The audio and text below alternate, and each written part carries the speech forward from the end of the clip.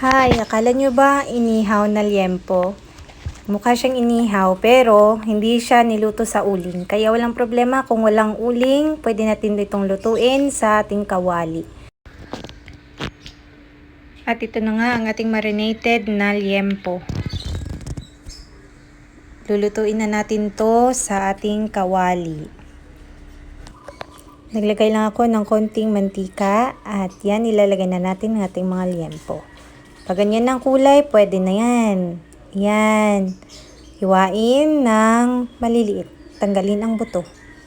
Pwede din namang isama nyo ang buto. Masarap din naman yan. At ito na ang ating ala ihaw na liempo.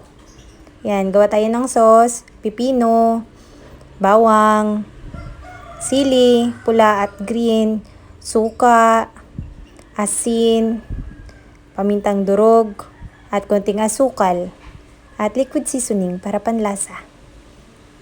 Pagkatapos nyan ay pwede na nating ilagay ang ating liempo. At ito na nga, tsaran! Nakakatakam!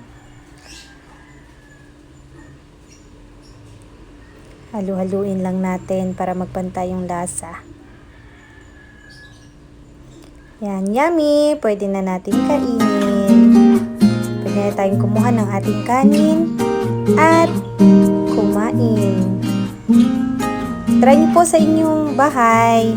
Bagong resipo po. Thank you!